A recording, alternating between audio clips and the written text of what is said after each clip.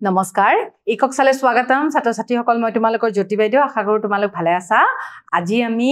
আমাৰ অসমৰ সম্পদৰ দ্বিতীয়টি অংশ পঢ়িব লৈছো ছাত্ৰ ছাত্ৰীসকল আমি অসমৰ সম্পদৰ বিষয়ে আমি যোৱা অংশত আমি পঢ়িছিলো বনজ সম্পদৰ বিষয়ে হয়নে নহয় এটো অংশত আমি কি পঢ়িম চাওহা এটো অংশত আমি পঢ়িম বনজ সম্পদৰ প্ৰতি আমি যে সংবেদনশীল হ'ব লাগে আৰু তাক সংৰক্ষণ কৰিবৰ কাৰণে আমি কি ব্যৱস্থা ল'ব লাগে তাৰ বিষয়ে আমি এটো অংশত আলোচনা কৰিম ছাত্ৰ ছাত্ৰীসকল আমাৰ এই সংৰক্ষণ কৰাৰ বাবে কিছুমান ব্যক্তিয়ে আমাক বহুত অৰিহণা যোগাইছে হেবিলাকৰ বিষয়ে আমি আলোচনা কৰিম গতিকে অসমৰ সম্পদৰ কি ধৰে আমি সংৰক্ষণ কৰিব লাগে আৰু তাৰ প্ৰতি সংবেদনশীল হ'ব লাগে তাৰ বিষয়ে আমি এটো অংশত আলোচনা কৰিম চাওহা ছাত্ৰ ছাত্ৰীসকল আমি জানো যে বন সম্পদৰ ভূমিকা বহুত বেছি আছে ঠিক আছে অসমত বহু ধৰণৰ বন সম্পদ পোৱা যায় বন সম্পদত চহকী হয় অন্য ঠাইতকে আমাৰ ইয়াতে বনজ সম্পদ বহুত আছে তোমালোকক আগৰ অংশত কৈছিলুৱে আমাৰ ইয়াতে চিৰসেউজীয়া উদ্ভিদ তৃণজাতীয় উদ্ভিদ পৰ্ণপাতী উদ্ভিদ আৰু লগতে বিভিন্ন ধৰণৰ বন্যপ্ৰাণী আমি পাওঁ হয়নে নহয় গতিকে তোমালোকে জানাই আমাৰ ইয়াতে গড় আছে সাপাত আছে আৰু কিমান ধৰণৰ ধুনিয়া ধুনিয়া চৰাই চিৰিকটি আছে গতিকে এইবোৰ আমাক কি সহায় কৰিছে এইবোৰে আমাক বহু ধৰণৰ সহায় কৰিছে গছৰ পৰা আমি বহু ধৰণৰ বস্তু পাওঁ হয়নে নহয় বিভিন্ন ধৰণৰ ফল মূল তাৰ উপৰি কাঠ হয়নে ব্যৱহাৰ কৰিবৰ কাৰণে আমি বহুত বস্তু পাওঁ গতিকে বিভিন্ন ধৰণৰ ঔষধি গছেও আমাক বহুত সহায় কৰিছে তাৰ পিছত আমি কলো বন্যপ্ৰাণী বিলাকৰ বিষয় এটা বন্যপ্ৰাণী বিলাকেনো কি আমাক সুবিধা কৰিছে কোৱাচোন তোমালোকে গড় আছে যদি আমাক কি সুবিধা কৰিছে গড়ে যদি আমাক কেনে ধৰণৰ সুবিধা কৰিছে তাৰে বিষয়ে জানা তেনেহলে তোমালোকে আচৰিত হবা সোৱা ৰাজ্যৰ অৰ্থনৈতিক উন্নয়নত বনজ সম্পদে গুৰুত্বপূৰ্ণ ভূমিকা পালন কৰি আহিছে তাৰ মানে অৰ্থনৈতিক উন্নয়নত কেনে ধৰণৰ পালন কৰিব পাৰে কেনে ধৰণৰ ভূমিকা পালন কৰিছে জানানে যদি ধৰা আমাৰ এই বন্যপ্ৰাণী বিলাক উদ্ভিদ বিলাক বাহিৰৰ পৰা কোনোবা মানুহে আহি চাই তেনেহলে আমাৰ অৰ্থনৈতিক লাভালাভ হ'বনে নহয় আমি ৰেভিনিউ পাম নে নাপাম ৰাজহ পাম নে নাপাম সেই ৰাজহৰ জৰিয়তে আমাৰ অৰ্থনৈতিক ক্ষেত্ৰত আমাৰ অসমখন আগবাঢ়িব নে নাবাঢ়ে গতিকে আমি এটো বুজিলো যে আমাৰ অসমখন যিহেতু বনজ সম্পদৰে চহকী এই বনজ সম্পদ বিলাকৰ পৰা আমি অৰ্থনৈতিক উন্নয়নত অধিক লাভৱান হোৱা আমি দেখা পাই আহিছো ঠিক আছে ধৰা আমি কি লাভ পালো কাঠ বনাঞ্চলে ঘৰ দলং আৰু আজবাব নিৰ্মাণৰ বাবে প্ৰয়োজনীয় কাঠৰ যোগান ধৰে গতিকে কি দিয়ে বনাঞ্চলে আমাক কাঠৰ যোগান ধৰে ঠিক আছে তাৰ পিছত ৰাজ্যৰ বিভিন্ন ঠাইত অৱস্থিত কাঠফলা মিলে এই কাঠবোৰৰ যোগান ধৰে যিবিলাক মিলে কাঠফালে সেইবিলাক মিলে কি কৰে বিভিন্ন ধৰণৰ কাঠৰ যোগান দিয়ে এই কাঠবোৰ ক'ৰ পৰা পাওঁ আমি আমাৰে অসমত আছে হয়নে নহয় ইমান ধৰণৰ গছ-গছনি আছে ডাঙৰ ডাঙৰ গছ আছে হয়নে তৃণজাতীয় গছ আছে এইবিলাকৰ পৰা আমি বহু ধৰণৰ বিভিন্ন ধৰণৰ কাঠ পাওঁ আমি আৰু এই কাঠ পোৱাৰ কাৰণে আমি অসমত চহকী হয়নে নহয় জাগিৰোডৰ জুকিগোপা বৰ্তমান বন্ধ আৰু পঞ্চগ্ৰামৰ কাগজ কলসমূহে অসমৰ বনাঞ্চলত পোৱা হাবি আৰু বাঁহৰ ওপৰত বহু পৰিমাণে নিৰ্ভৰশীল হয় গতিকে আমাৰ ইয়াতে কল কাৰখানাৰ ভিতৰত কাগজ কলটো আছে গতিকে কিছুমান কাগজ কল অৱশ্যে বন্ধ কৰা হৈছে এই কাগজ কল বিলাকৰ জৰিয়তে আমাৰ যিবিলাক অসমত বাঁহ গছ আছে বাঁহ গছৰ জৰিয়তে কাগজ উৎপাদন কৰে ঠিক আছে গতিকে আমি কাগজখিনি ক'ৰ পৰা পালো আমাৰ অসমত পোৱা বাঁহ বেতৰ পৰা ঠিক আছে এতিয়া আৰু কি আছিল মাকুম মাৰ্ঘেৰিটা মৰিয়নি আৰু ডিফুৰ প্লাইউড উদ্যোগেও অসমৰ অৰণ্যৰ পৰা কাঠ সংগ্ৰহ কৰে গতিকে কাঠৰ পৰা আৰু আমি কি পালো প্লাইউড পালো ক'ত আছে মাকুম মাৰ্ঘেৰিটা মৰিয়নি আৰু ডিফুৰ উদ্যোগসমূহ গতিকে ইয়াতে আমাৰ প্লাইউড উদ্যোগ বিলাক আছে এইবিলাকে ক'ৰ পৰা পায় কাঠবিলাক প্লাইউড বনাবৰ কাৰণে আমাৰ অসমত থকা অৰণ্যৰ পৰা পায় ৰাজ্যৰ জুইশালা ফেক্টৰীটো বনাঞ্চলৰ পোৱা কাঠ ব্যৱহাৰ কৰা হয় যিহেতু আমাৰ মেছৰ ফেক্টৰী আছে ঠিক আছে জুইশালাৰ ফেক্টৰীও আছে এই জুইশালাৰ ফেক্টৰীটো আমাৰ ক'ত আছে ধুবুৰীত আছে এই ধুবুৰীত থকা জুইশালা ফেক্টৰীটো আমাৰ কি হয় কাঠ ক'ৰ পৰা পায় আমাৰ অসমৰ অৰণ্যৰ পৰা পায় অসমৰ বিভিন্ন বাহৰ উৎপাদিত সামগ্ৰী কেৱল ৰাজ্যৰ চাহিদা পূৰণ কৰাই নহয় ৰপ্তানিৰ জৰিয়তে ৰাজহু সংগ্ৰহত সহায় কৰিছে অকল অসমৰ বাবে ব্যৱহাৰ কৰি থকা নাই এই যিমানবিলাক বাহ আছে গছগছনি আছে এইবিলাক কি কৰিছে বেলেগ ঠাইলৈ ৰপ্তানিও কৰিছে অকল অসমতে সীমাবদ্ধ হৈ থকা নাই ক'ত গৈছে আৰু বেলেগ বেলেগ ঠাই বা বেলেগ বেলেগ দেশলৈও আমাৰ এই বাহবিলাক বা বেতবিলাক সেইবিলাক গৈছে আমাৰ যিমানবিলাক উদ্ভিদ আছে সেইবিলাকো প্ৰয়োজন অনুসৰি ৰপ্তানি কৰা দেখা গৈছে গতিকে সেইবিলাকে আমাৰ অৰ্থনৈতিক লাভালাভ কৰিছে নদীৰ পাৰত পোৱা শিল আৰু বালিঘৰ পাত আদি নিৰ্মাণতো ব্যৱহাৰ কৰা হৈছে গতিকে নদীৰ পাৰত আমাৰ কি পায় শিল পায় বালি পায় হয়নে সেইবিলাকে আমাৰ কি বনাইছে ঘৰ বা বিভিন্ন ধৰণৰ কামৰ কাৰণে এই অৰ্থনৈতিক লাভালাভ কৰা দেখা গৈছে অসমবাসীৰ বাবে প্ৰয়োজনীয় খৰিও বনাঞ্চলৰ পৰা সংগ্ৰহ কৰে এতিয়া বহু ঠাইতে এতিয়াও আমাৰ খৰিৰ পৰাই আমাৰ কি হয় খৰিৰ পৰাই আমি আমাৰ যি জুইশালত আমাৰ লাগে হয়নে নহয় গতিকে আমাৰ পাকঘৰত এতিয়াও খৰিৰ ব্যৱহাৰ হয় এই খৰিবিলাক আমি ক'ৰ পৰা পাওঁ আমাৰ অসমৰ বনাঞ্চলৰ পৰা আমি পাওঁ ঠিক আছে বনাঞ্চলৰ সমীপৰ গাঁৱত বসবাস কৰা লোকসকলে জীৱিকাৰ বাবে বনাঞ্চলৰ পৰা বিভিন্ন খাদ্য সামগ্ৰী খৰি খেৰ কলপাত ৰবৰ ঔষধি উদ্ভিদ আদি সংগ্ৰহ কৰে গতিকে বনাঞ্চলৰ সমীপৰ যিবিলাক গাঁও আছে সেইবিলাক গাঁৱৰ কি হয় জানানে তাৰে মানুহখিনি ওচৰৰ যিবিলাক ঠাই আছে বনাঞ্চল আছে তাৰ পৰা খৰি আনে হয়নে খেৰ আনে আৰু বিভিন্ন ধৰণৰ ঔষধি গছৰ পৰা তেওঁলোকৰ কাৰণে প্ৰয়োজনীয় বস্তু লৈ আনে ঠিক আছে যেনেকৈ কলপাত ব্যৱহাৰ কৰে তোমালোকে দেখাই পাইছা তোমালোকৰ ঘৰৰ কাষতেও যদি বাৰী এখন আছে বাৰীৰ পৰা আমি কিমান বস্তু পাওঁ হয়নে নহয় গতিকে যিহেতু আমাৰ ইয়াতে বিভিন্ন ধৰণৰ উদ্ভিদ বা গছ-গছনি পোৱা যায় বা উৎপাদিত হয় সেইটো কাৰণে আমাৰ অসমখন চহকী হয় ঠিক আছে তদুপৰি অসমৰ ৰাষ্ট্ৰীয় উদ্যান বন্যপ্ৰাণী অভয়াৰণ্য আৰু অন্যান্য সংৰক্ষিত বনাঞ্চলৰ ওপৰত ভিত্তি কৰি পৰ্যটন উদ্যোগৰ বিকাশ ঘটিছে ইয়াৰ দ্বাৰা ৰাজ্যত কৰ্মসংস্থাপনৰ সুযোগ সৃষ্টি কৰাত আৰু অধিক সহায়ক হৈ পৰিব গতিকে এইবিলাকৰ কি কৰিছে তোমালোকে গম পালাই মই অলপ আগতে কৈছো টুৰিষ্ট পৰ্যটন বিভাগ হয়নে নহয় আমাৰ ইয়াতে বিভিন্ন ধৰণৰ টুৰিষ্ট আহে এই পৰ্যটন বিভাগটো আমাৰ সুচল হৈ গৈছে কাৰণ আমাৰ ইয়াতে বিভিন্ন ধৰণৰ জন্তু পোৱা যায় আমাৰ পৰিবেশটো বিৰাট ধুনিয়া হয় এই পৰিবেশ চাবৰ কাৰণে বাহিৰৰ পৰা মানুহবিলাক আহে হেতুৰ কাৰণে কি হৈছে জানানে অসমত যিবিলাক নিবনুৱা আছে সেইবিলাকক এটা সংস্থাপন পোৱা গৈছে এতিয়া তোমালোকে যদি কাজিৰঙা বা বেলেগ অভয়াৰণ্যৰ কাষলৈ যোৱা আমাৰ যিবিলাক ৰাষ্ট্ৰীয় উদ্যান আছে সেইবিলাকৰ কাষলৈ যোৱা তাতে কি হয় তোমালোকে দেখা পাবা যদি তোমালোকে তাতে এটা সাফাৰী লোৱা বা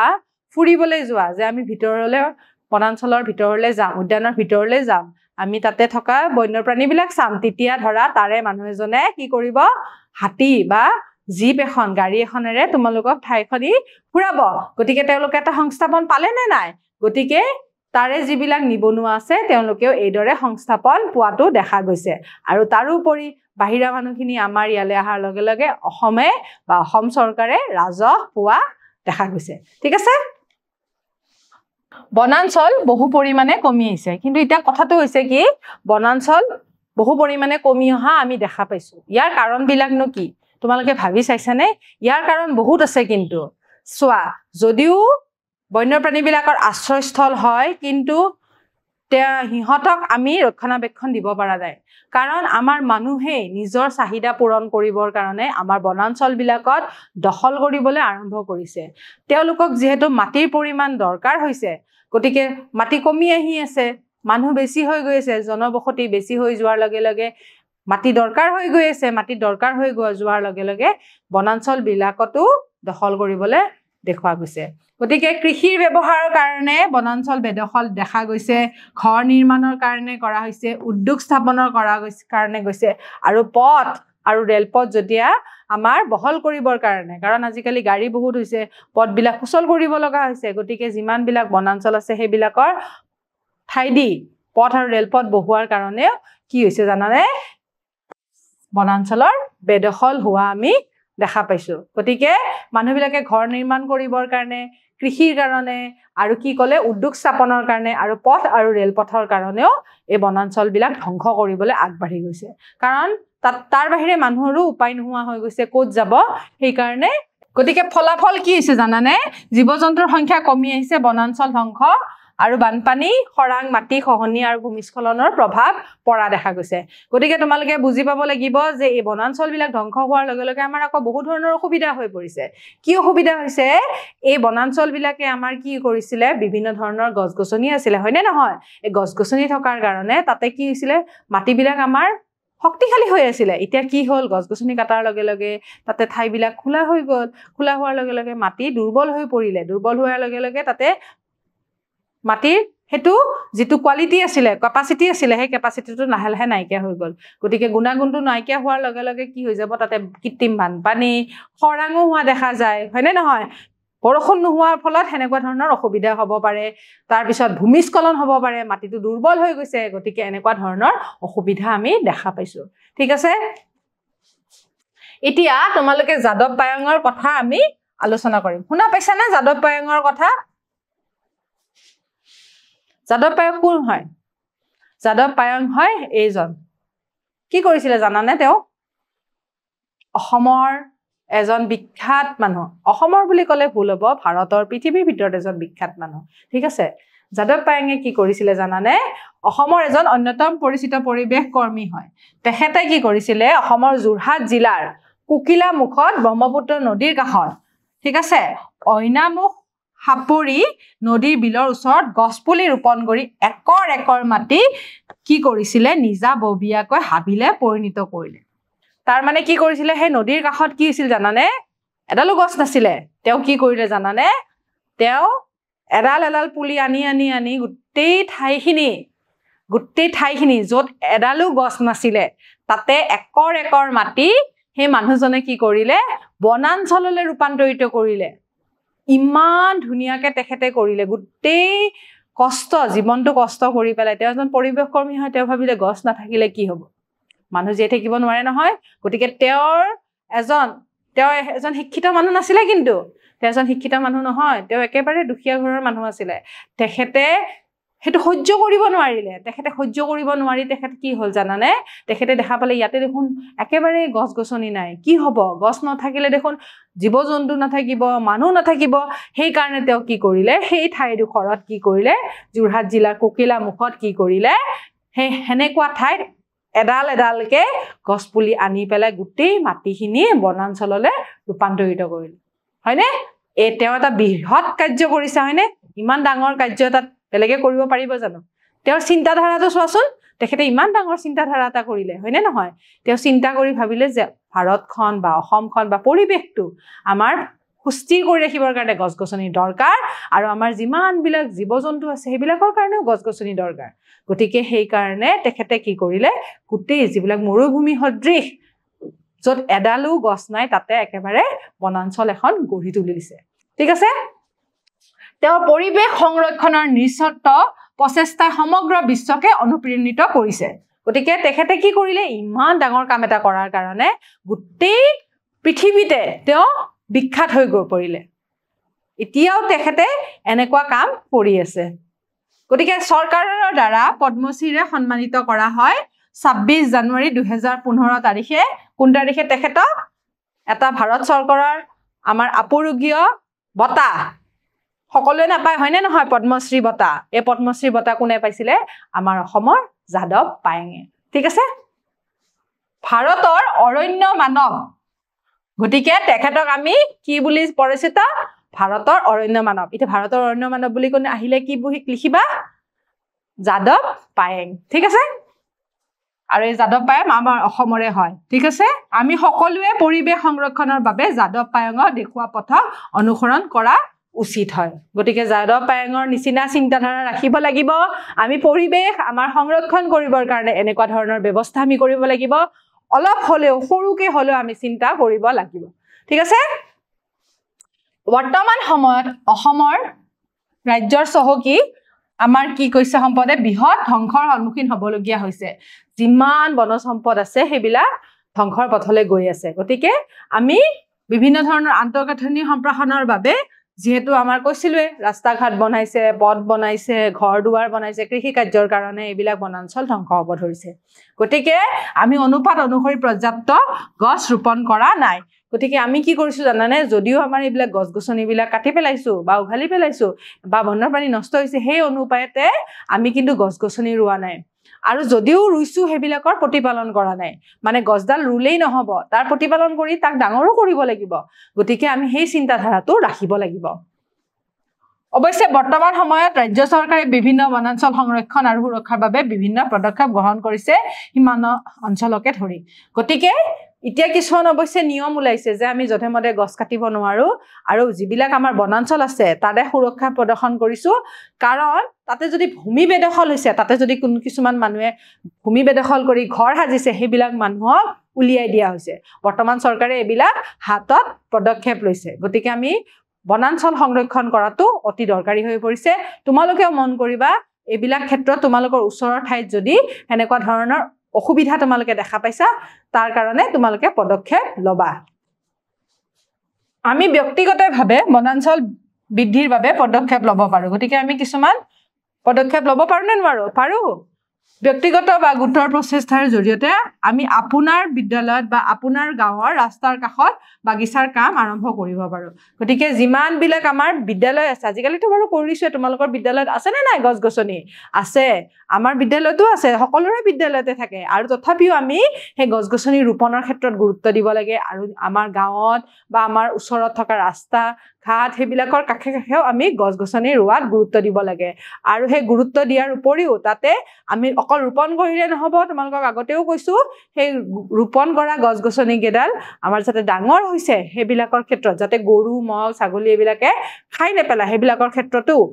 আমি গুৰুত্ব দিব লাগিব বা বৰষুণে যাতে সেই গছজোপা মাৰি নেপেলায় বা কিবা বস্তু আহি পেলাই উঘালি নেপেলায় হেবিলাকো গুৰুত্ব দিব লাগিব ঠিক আছে